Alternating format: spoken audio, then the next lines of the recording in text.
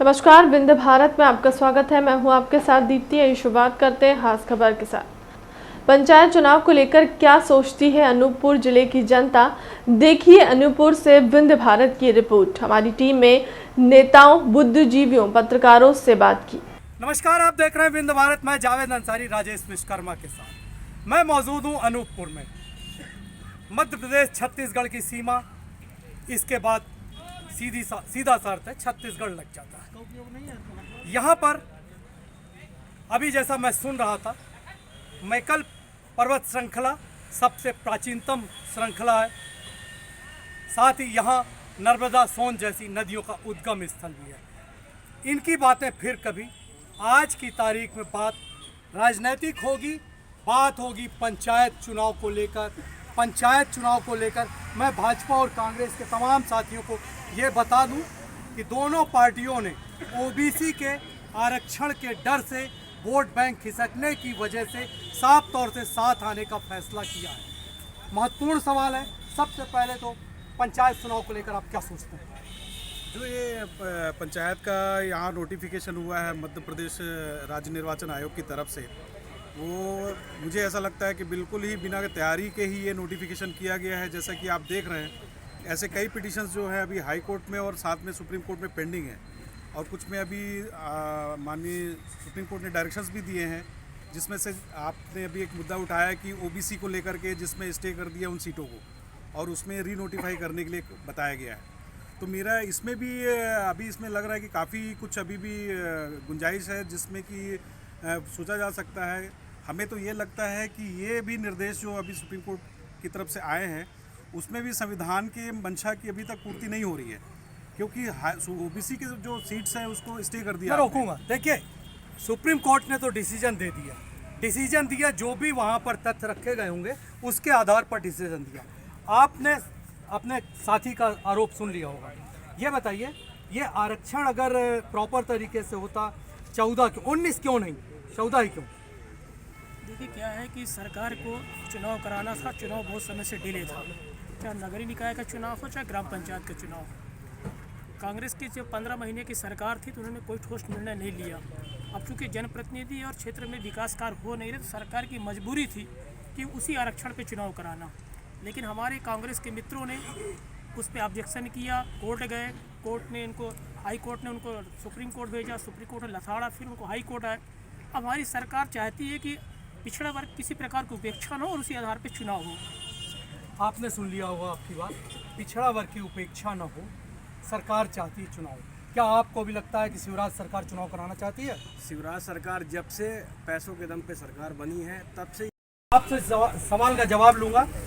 आप नहीं चाहते चुनाव कराना, आपके पास बहुत सारे बहाने थे, सीधा सा है। आप अगर 19 में जो कमलनाथ सरकार ने रोटेशन पद्धति अब कराई थी, अगर उसके हिसाब से आरक्षण कराते तो ये सारी बातें नहीं आती। देखिए, बात 2019 और 14 की नहीं।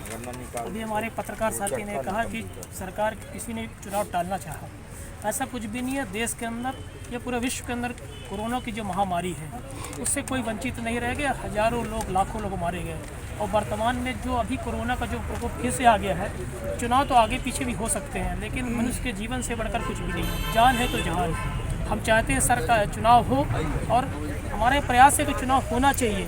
जान है तो जहान है। ये बताइए, जान है तो जहान है, चुनाव जरूरी है कि जान जरूरी है? नहीं, जान जरूरी है, लेकिन लोकतंत्र को जिंदा रखने के लिए चुनाव भी जरूरी है। उन दोनों के बीच क्या सामंजस्य होना चाहिए। मैं मूल विषय पे आता हूँ। मैं भारतीय कम्युनिस्ट पार्टी को रिप्रेजेंट करता हूँ। जो पंचायत चुनाव का आपने सवाल उठाया, पंचायत चुनाव में आदरणीय विवेक तनखा गए थे हाई कोर्ट और सुप्रीम कोर्ट। जो रोटेशन का मामला है, कोर्ट ने जो ऑर्डर किया है, उसकी व्याख्या राजनीतिक स्वार्थों के कारण सरकार कर रही है कि कांग्रेस ने तो पिछड़े वर्ग के अधिकारों को दबा दिया। अगर वो कोर्ट नहीं जाती तो पिछड़े वर्ग का रिप्रेजेंटेशन हो जाता, इसलिए उन वार्डों को छोड़ करके शेष में चुनाव कराया जाए, नोटिफिकेशन किया जाए। मैं सवाल मेरा ये है कि जो रोटेशन होता है, मान लीजिए एक जनपद में 10 ओबीसी सीट है, वो 10 ओबीसी सीट कौन सी है, रोटेशन में वो बदल जाएगा। सरकार ने जब नोटिफिकेशन जारी किया है, वो ये है कि ये सीट ओबीसी के लिए रिजर्व रहेगा, इस पे चुनाव नहीं होगा। क्या तो हमारे पास विकल्प क्या बचता है? उतनी ही सीट विकल्प बचती है। इसलिए सारे चुनाव स्थगित होने चाहिए और जो हाई कोर्ट की मंशा है उस मंशा के अनुरूप सरकार को उसका जो है विश्लेषण करना चाहिए। सरकार मैं आ रहा हूँ, आपके पास आ रहा हूँ।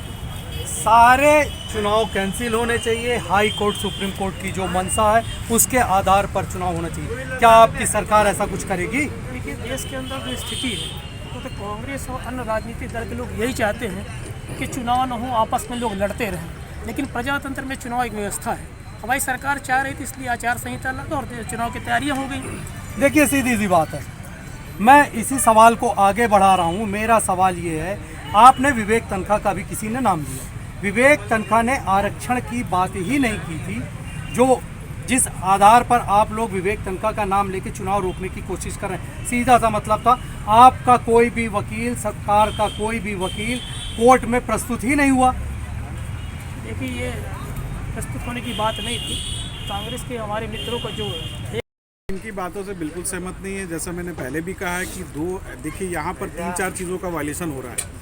एक तो आपको रोटेशन, जो इनका कहना है कि 2014 में जो जनप्रतिनिधि थे वो उसी वर्ष से फिर से आ सकते हैं, फिर बाकी लोगों की अपॉर्चुनिटी यहाँ पर उल्लंघन हो रही है, तो संविधान को उल्लंघन कर दिया। दूसरा बात इसमें कि इन्होंने रोटेशन की बात की, रोटेशन ही नहीं हो रहा है। उन्हीं लोगों को बाद अपॉर्चुनिटी ऑफ इक्वालिटी की बात है कि सबको समान अवसर मिलना चाहिए, कहाँ मिल रहा है समान अवसर। फिर उसके बाद 2019 की जो प्रक्रिया थी, उस प्रक्रिया में जहाँ पर वो आ चुकी थी उसके बाद अपने को आगे बढ़ना था, उसको इन्होंने ऑर्डिनेंस ला करके पूरा कैंसिल कर दिया। बोले कि उस हिसाब से हम कर ही नहीं सकते, हम नए हिसाब से करेंगे और 2014 के हिसाब से करेंगे। सरासर संविधान के अब मतलब ये हो गया कि सरकार 15-20 सालों से सत्ता में है, ये अपनी मनमानी करना चाहती है कि हम जो करेंगे वो सरकार अपनी मनमानी करना चाहती है। वो ये चाहती है कि जो हम सोचेंगे, जैसा सोचेंगे। पत्रकार होने की हैसियत से आप सारे लोगों की बात ध्यान से सुनिए। आपको भी क्या लगता है कि ये राजनीतिक खिचड़ी पक रही है, या वाकई में दोनों पक्ष, चाहे वो भाजपा हो, चाहे कांग्रेस हो या लोग हों, इनकी मंशा चुनाव कराने की है? देखिए, मेरा ये व्यक्तिगत मानना है कि ये थोड़ी मिक्स चीज़ें हो गई हैं सरकार के लिए भी, और न्यायालय में जैसा कि पैरवी नहीं करना है आरक्षण को लेके, और 14 को से 19 के मामला जो फंसा, तो ये एक मिक्स टाइप की व्यवस्था हो गई है। एक राय खुद भी नहीं बन पा रही है। इसको अपन संसद की स्थिति बोलें या सरकार की जो डबल पॉलिसी बोलें, या देश में एक प्रदेश में एक अलग प्रकार की जो राजनीतिक स्थिति बनी है वो एक सरकार ने खड़ी कर दी है। उसमें सरकार न्यायालय का हवाला ले रही है और न्यायालय जो है सरकार की गलतियों पे आ रही है, और चुनाव आयोग जो है, निर्वाचन आयोग जो है, थोड़ी उसकी भूमिका बहुत जल्दीबाजी, अगर थोड़ा सा उसको सारे मसले को हल करके ही करना चाहिए था, सारी स्थिति नहीं बनी। सारी स्थितियां विकट हो गई हैं, कई पेच फंस गए हैं। यहाँ पे काफ़ी लोग मौजूद हैं, इनका भी कोई सवाल है? बताइए, क्या पूछना चाहते हैं आप इन लोगों से? देखिए, दोनों सरकार की जो भी मंशा है, पहले तो अपना नाम बता दीजिए। आदर्श दुबे हूँ, मैं पत्रकार हूँ जी, इलेक्ट्रॉनिक मीडिया का। कोई भी सरकार हो, सर्वसम्मति से पंचायत चुनाव को लेके एक फैसला होना चाहिए। और वो आरक्षण का जो मामला है, जिस तरीके से आरक्षण की बात की जा रही है, तो ये दोनों वही काम रहे हैं, लेकिन सिर्फ एक दूसरे पर कटापेच कर रहे हैं। अब यहाँ सवाल ये उठता है कि इन सब के बीच में जो पंचायत चुनाव रुके हैं, जो क्षेत्र का विकास होगा, वो कैसे पूरा होगा? आखिर सर्वसम्मति से आखिर चुनाव क्यों नहीं कराया जा रहा? इनसे पूछे इनसे।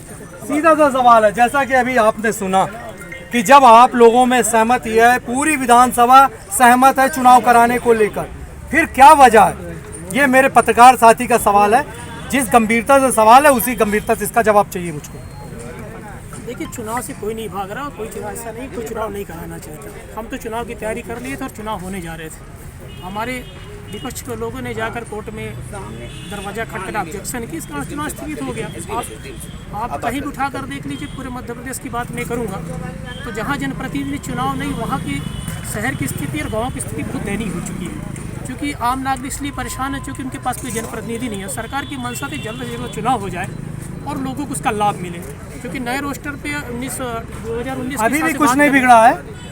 पूरी विधानसभा सहमत है चुनाव को लेकर, लेकिन कहीं भी दूर दूर तक आसार नहीं दिख रहे हैं चुनाव को। मैं कह रहा हूँ कि अभी कल हमारे यहाँ प्रस्ताव पारित हुआ मध्य प्रदेश विधानसभा में कि पिछड़े वर्ग को लेकर ही हम चुनाव कराएंगे। तो अगर उनको आपत्ति थी चुनाव नहीं हो रहे हैं तो फिर ऑब्जेक्शन करना चाहिए थे। क्या कहेंगे आप? सहमति बन कुछ गई। नहीं, दोनों पार्टियों को डर सता रहा है। इनको लगता है कि चुनाव में कहीं ना कहीं इन लोगों की जो भी सीट्स कम होंगी या फिर जो एक मैसेज जाएगा तो 2023 में जो चुनाव हो उस पर प्रभाव पड़ेगा। एक तरफ आरक्षण का जहाँ बात है, ओबीसी आरक्षण बोले आरक्षण के बाद हम चुनाव कराएंगे, और अभी कल का जो सदन का मुख्यमंत्री जी का बयान है, उन्होंने कहा है कि आरक्षण जब तक नहीं होगा तब तक, जब आरक्षण के साथ ही अब होंगे। तो कुल मिला के पूरी खिचड़ी कर रहे हैं, लोगों को समझ में नहीं आ रहा है। सर्वसम्मति से इनको चुनाव कराना चाहिए और जो निर्णय है उसका स्वागत करना चाहिए। बहुत सीधी सी बात है, सर्वसम्मति से अगर चुनाव करा लिया जाए तो बहुत सारी समस्याओं का निदान हो सकता है। अब यहाँ पर काफ़ी बातचीत हो गई, अब आप हमको ये बताइए कि आपको क्या लग रहा है, दूर क्या दिख रहा है? 23 का विधानसभा चुनाव दिख रहा है कि या उसके पहले भी कोई चुनाव दिख रहा है? मुझे तो 2023 ही दिख रहा है, जिस हिसाब से इन्होंने अधिसूचना जारी की है बिना किसी तैयारी के। इसके पहले भी मैं आपको बता दूं, इनकी सरकार 2003 से लगातार चल रही है और इन्होंने 2 बार त्रिस्तरीय पंचायत चुनाव करा, उस समय कोई समस्या नहीं। अभी क्यों समस्या आई? समस्या इसलिए आई क्योंकि इनकी कहीं ना कहीं मंशा वैसी नहीं थी कि ये स्वस्थ मन से इस चुनाव को, स्थानीय निर्वाचन को कराना चाहते थे, इसलिए काफ़ी कमियाँ हैं। बताइए। कांग्रेस भाजपा में इस बात की होड़ लगी है कि किसको हम ओबीसी विरोधी साबित करें, और शायद यही वजह है कि सरकार ने कोर्ट में अपना पक्ष नहीं रखा, जो सरकार की सबसे बड़ी जिम्मेदारी थी।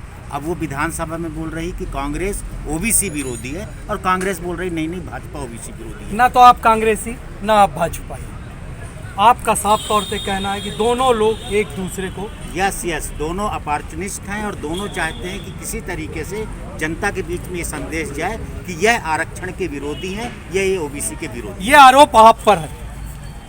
हमने पहले भी कहा 2019 में जो आरक्षण था, ओबीसी आरक्षण कमलनाथ की सरकार ने लाया, 27% आरक्षण की बात कमलनाथ की सरकार ने की, तो फिर कैसे कांग्रेस ओबीसी विरोधी होगी? कांग्रेस तो ये मांग कर रही है, तनखा जी ने सुप्रीम कोर्ट, हाई कोर्ट गए, हाई कोर्ट से सुप्रीम कोर्ट गए कि 2019 के रोटेशन पे आप चुनाव कराइए ताकि ओबीसी आरक्षण का जो लाभ है ओबीसी भाइयों को मिले और उसमें समान भाइयों को भी मिले। 2019 में जो सीटें समान थी, आज 2014 में वो आदिवासी सीटें हो गई, तो समान वर्ग को भी लाभ नहीं मिला, ओबीसी वर्ग को भी लाभ नहीं मिला। कांग्रेस तो हमेशा ओबीसी के फेवर में रही है। दोनों को आपके हिसाब से दोनों को लाभ नहीं मिला। आप मुझको ये बताइए कि ना कांग्रेस और भाजपा दोनों का साफ तौर से कहना है कि हम चाहते हैं चुनाव हो, लेकिन तकनीकी खामियां कुछ इस तरीके से पैदा कर दी गई कि चुनाव के आसार नहीं दिख रहे। क्या सोचते हैं आप? सरकार की मंशा अगर चुनाव करने की साफ हो तो विधानसभा के सत्र में पक्ष और विपक्ष दोनों बैठ करके जिन मुद्दों को लेकर अदालत गए हैं उस पर अध्यादेश ला करके और 2019 का जो रोटेशन और आरक्षण का जो फार्मूला है उसके तहत चुनाव कराने की कार्रवाई कर दें। सीधी सी बात है, उससे चुनाव हो जाएंगे। सबकी बात आपने सुनी। कुछ लोगों का कहना था अध्यादेश ला के चुनाव कराया जा सकता था। आपको क्या लग रहा है कि अब हम अगला चुनाव कौन सा देखेंगे और क्या आप सोचते हैं इसके बारे में? देखिए, राजनीतिक संकट तो देश में है, क्योंकि सुप्रीम कोर्ट के आदेश के बाद सरकार अध्यादेश लाने की हिम्मत कितनी कर पाएगी, क्योंकि हम एक सरसरी निगाह पे जब ये देखते हैं सरकार और न्यायालय को, तो ये एक व्यवस्था लगती है हमें, पर ये आपस में खींचतान भी हो सकता है कि न्यायालय के आदेश को आपने कैसे नहीं माना। सरकार की इच्छा शक्ति क्या है, इस पर बहुत बृहद विषय है, पर आज वो न्यायालय के हिसाब से अगर नहीं चलती है तो फिर भारत देश में जो लोकतंत्र का जो न्यायपालिका है उसकी अपनी एक गरिमा है। निश्चित रूप से मैं आपको बीच में टोकूंगा। अब इस देश के लोगों का पूरा विश्वास केवल न्यायपालिका पर है। न्यायपालिका ने जो कहा वो मानते हैं हम लोग, और ये मानते हैं ये पूरी तरीके से सही होगा। आज बात न्यायपालिका की नहीं, आज बात सरकार, खास तौर से कांग्रेस और भाजपा के मिलीभगत की, दोनों ओबीसी के मसले पर साथ हैं, लेकिन चुनाव को लेकर क्या लगता है कि ये लोग भी साथ में रहेंगे? चुनाव करवाने की मंशा है इनकी? देखिए, अभी वर्तमान स्थिति जो प्रदेश में बनी है तो चुनाव टलने जैसी स्थिति ही आ रही है, लेकिन अब इसको कागजों और आदेशों में इस तरह से उलझाया गया है कि हम चुनाव कराना भी चाहते हैं और टल जाए तो टल भी जाए वाली बात है। कागजों में बड़ी स्थिति आ गई है। हर आदमी ये कह रहा है कि आपने संशय के बादल बो दिए, संशय के बीज चारों तरफ बो दिए। ऐसा लग ही नहीं रहा कि चुनाव होगा, कुछ इस तरीके का माहौल ही नहीं बन पाया कि चुनाव होगा। नहीं, चुनाव तो हो रहे हैं, चुनाव की तैयारी भी हो चुकी थी। हमारे कांग्रेस के मित्र और कांग्रेस के अधिवक्ता अगर कोर्ट नहीं जाते तो निश्चित रूप से चुनाव आचार संहिता लागू हो चुका था, फॉर्म भर गए, नामांकन की कुछ प्रक्रियाएं पूरी भी हो गई, सिंबल भी अलाट हो, तो चुनाव होता अगर कांग्रेस के मित्र लोग नहीं जाते। कांग्रेस के मित्र जिस मुद्दे पर गए थे वो मुद्दा में ऐसा कुछ था ही नहीं कि चुनाव को रोका जा सके। देखिए, कोर्ट में जाने से कुछ नहीं तथ्य सामने आते हैं और निश्चित रूप से उनकी पूरी मंशा थी कि ये चुनाव न हो और हम भारतीय जनता पार्टी पर आरोप लगाएं। विवेक तनखा ने ऐसा कोई भी स्टेटमेंट नहीं दिया था जिससे माना जाए कि आरक्षण को लेकर उनकी कोई बातचीत है। देखिए, तथ्य देना और उपस्थित होना और उस चुनाव को लेकर उपस्थित होने में बहुत अंतर है और कुल मिलाकर उसका तात्पर्य जो होता है इनका यही था कि इस आरक्षण के चुनाव न हो, इसलिए न हो, जब चुनाव नहीं होगा तो पूरे देश के पूरे प्रदेश के अंदर ऐसा माहौल बनेगा कि भारतीय जनता पार्टी पिछड़ा विरोधी है। ऐसा नहीं तो मैं कहता हूँ इसी आरक्षण में चुनाव हो देने में क्या दिक्कत थी? क्या सोचते हैं आप ये जो कह रहे हैं भाजपा के मित्र हमारे? देखिए, यदि जब चुनाव की बात आई, पंचायत चुनाव की, तो जो चुनाव जिस तरीके से जो एक पूरा तैयार हुआ नक्शा, जो पूरा प्लान तैयार हुआ, वो पूरी तरह से गैर संवैधानिक था। यदि विवेक तनखा रोटेशन और परसीमन को लेकर गए थे तो वो बिल्कुल गलत नहीं गए थे, क्योंकि संवैधानिक प्रक्रिया के हिसाब से ही लोकतंत्र में चुनाव होते हैं और उसी तरीके से होने चाहिए थे। क्योंकि चुनाव में जल्दबाजी करके जल्दी पूरी टीम तैयार करके जो काम हो रहा था वो ये कांग्रेस की जो मंशा थी, जो बिल्कुल संवैधानिक तौर पे जो मंशा थी वो थी कि नियमतः परिसीमन हो जाए, आरक्षण जो 27% आरक्षण था उसको लेकर भी गए और रोटेशन प्रक्रिया हो जाए। जो कई सालों से इंतजार कर रहे हैं रोटेशन के कारण, जिनकी अब बारी थी, जिन्होंने कई खर्च भी किया, लोग संपर्क भी किया, वो इंतजार कर रहे थे, उनका भी नुकसान हो रहा था। कहीं ना कहीं अभी भी चुनाव होते हैं तो परिसीमन और रोटेशन की प्रक्रिया पे सवाल आएंगे और वो चुनाव नहीं हो पाएंगे। कुल मिला के मुझे जो समझ में आ रहा है कि आपसी तालमेल इनके बीच में नहीं बैठ पा रहा। चाहे तो सरकार है, आरक्षण की प्रक्रिया भी पूरी की जा सकती है और चुनाव भी कराया जा सकते हैं। दोनों पार्टियां मुझे नहीं लगता चाह रही हैं कि ये चुनाव हो। चाहे तो आप लोग नियम कानून का पालन करके चुनाव करा। रातों रात जब उत्तर प्रदेश का चुनाव आया, हालांकि मैं दूसरी बात कर रहा हूँ, तो आपने कृषि बिल वापस ले लिया क्योंकि आपको हार का डर सता रहा था।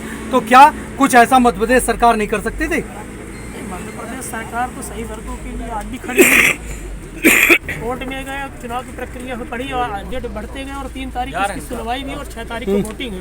अब ऐसी स्थिति में निर्वाचन आयोग को निर्णय लेना, सरकार तो आज भी चुनाव कराने के लिए तैयार। निर्वाचन आयोग को कोई निर्णय लेना चाहिए। और अब आप भी कुछ बोलना चाह रहे थे?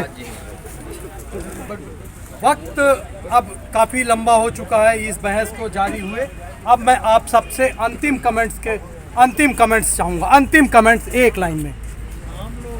यदि विकास की बात पार्टियां करती हैं तो विकास आज जो अधूरा पड़ा है, पंचायत चुनाव पड़े हैं, नगरीय निकाय चुनाव पड़े हैं, सारी रैलियां होना, बाकी सारे चुनाव होना, विधानसभा के उपचुनाव होना जब संभव था, तो आखिर आपने पंचायत और नगर को क्यों अछूता है? बताइए अंतिम कमेंट्स। देखिए, मित्र ने हमारे कहा कि अभी चुनाव का छूता रखे। आप 2 साल से देख रहे हैं देश के अंदर महामारी फैली हुई है और हम सब लोग परेशान। चुनाव के लिए भी महामारी भी, तो कुछ संविधान के भी अपने नियम हैं, क्योंकि कहीं ना कहीं कानून बनाते हैं, राज्यसभा हो, लोकसभा हो या फिर विधानसभा हो। आज की स्थिति में हमारी जो सरकार की मंशा है, चुनाव होना चाहिए। आपकी मंशा चुनाव। जनता की भावनाओं का दिल जीतकर कांग्रेस पार्टी 2014 में सरकार बनाई। उन्हीं 11 महीने में कमलनाथ की सरकार ने जनता की भावनाओं को रखते हुए अनेक योजनाएं लागू की, चाहे उसमें कृषि ऋण माफी हो, बिजली बिल हो, इतनी सारी योजनाएं लागू की। लेकिन भारतीय जनता पार्टी के पेट में नहीं पचा। तो मुख्यमंत्री शिवराज सिंह चौहान और केंद्र में बैठे मोदी ने यहाँ मध्य प्रदेश में जनता की भावनाओं की चलती हुई सरकार को इनने गिरा दिया। और अब ये रोटेशन की बात करते हैं, आदिवासी ओबीसी आरक्षण की बात करते हैं, सामान्य वर्ग के आरक्षण की बात करते हैं, तो ये न सामान्य मैं इस बहस पे भी नहीं जाना चाहता, ना ये ओबीसी हितैषी है और आदिवासियों को तो यह है ही नहीं। तो यहाँ अगर चुनाव कराना हो तो कांग्रेस पार्टी ही चुनाव करा सकती है। कांग्रेस पार्टी करे। बताइए। भारतीय जनता पार्टी सरकार की जिम्मेदारी थी कि स्थानीय निर्वाचन होने चाहिए, ये संविधान में प्रावधान है। अगर ये स्थानीय निर्वाचन के चुनाव नहीं हो पा रहे हैं तो ये संविधान का उल्लंघन और इसकी जिम्मेदारी जो है भाजपा की सरकार। अंतिम कमेंट्स। हिंदुस्तान में जातियाँ एक ग्राउंड रियलिटी है। हर निर्वाचित इकाइयों पे उनका रिप्रेजेंटेशन होना चाहिए और वो रिप्रेजेंटेशन कराने की जिम्मेदारी सरकार की। संविधान की धारा 243 एक थी, जिसका पालन करना चाहिए। सुप्रीम कोर्ट में मध्य प्रदेश के जो वकील हैं वो खड़े होकर जो मध्य प्रदेश सरकार का पक्ष रखा जाना चाहिए, नहीं रखे जाने का स्थिति बनी है और उसका निदान करने के लिए पक्ष और विपक्ष दोनों को मिलकर एक रास्ता निकालना चाहिए, जिससे जो मताधिकार का अधिकार है, खास करके जो ग्राम स्वराज की कल्पना की गई है, ग्रामीण इकाइयों में जो अधिकार है उनके सभी पूरा होगा, पूरा अधिकार पूरा। मसला चाहे जो भी हो, लेकिन प्रदेश में बहुत बड़ा वर्ग है ओबीसी का, खासकर ग्रामीण क्षेत्रों में भी, तो उनके अधिकारों का हनन और उनके अधिकारों से वंचित नहीं किया जाना चाहिए। अब ये सरकार न्यायालय से भी मिलकर तय करे कि उनको उनका हक कैसे मिलेगा। तय करें आम आदमी ओबीसी का हक कैसे मिलेगा। हमारे साथियों ने, किसी ने कहा इनकी मंशा नहीं, किसी ने कहा उनकी मंशा नहीं। साफ तौर से यहाँ पर ये देखकर लगा कि किसी न किसी वजह से सबकी नज़र अब आगे आने वाले विधानसभा चुनाव की है। फिलहाल इस चुनाव पर कोई ध्यान नहीं देना चाहता। हमारे साथ, मैं डिबेट को ख़त्म करूं उसके पहले हमारे साथ यहाँ पर लक्ष्मण दास जी मौजूद हैं। हम उनसे भी बात करेंगे इसी मसले पर। आपसे हालांकि ये सवाल मुझे नहीं पूछना चाहिए था, फिर भी आप यहाँ जनप्रतिनिधियों के बीच में मौजूद हैं। जनप्रतिनिधि की हैसियत से आप पूरे इस घटनाक्रम को, जो भी घटा है पंचायत चुनाव में, पहले सरकार, high court, supreme court, high court, supreme court, विधानसभा और उसके बाद आज की तारीख में हालात ऐसे नहीं दिख रहे कि चुनाव, पूरे मसले को आप किस नज़र से देखते हैं? हमारे ख्याल से जो हमारी जानकारी में है, कमलनाथ सरकार ने ये सब रिजर्वेशन वगैरह, आरक्षण वगैरह कंप्लीट करवाया था। एक कमेटी बनी थी, परिसीमन के आधार पर वो सब आरक्षण वगैरह सारी व्यवस्थाएं करवाई थी। लेकिन कमलनाथ सरकार जाने के बाद बीजेपी सरकार आ गई। शिवराज सिंह जी ने पिछले उस पर चुनाव प्रक्रिया निपटाने का चुनाव आयोग से आग्रह किया। चुनाव आयोग ने, चूँकि सरकार की बात चुनाव आयोग को माननी होती है, चुनाव आयोग ने सरकार की बात को मान करके पुरानी प्रक्रियाओं पर चुनाव डिक्लेयर किया। चुनाव तिथि उन्होंने डिक्लेयर कर दी।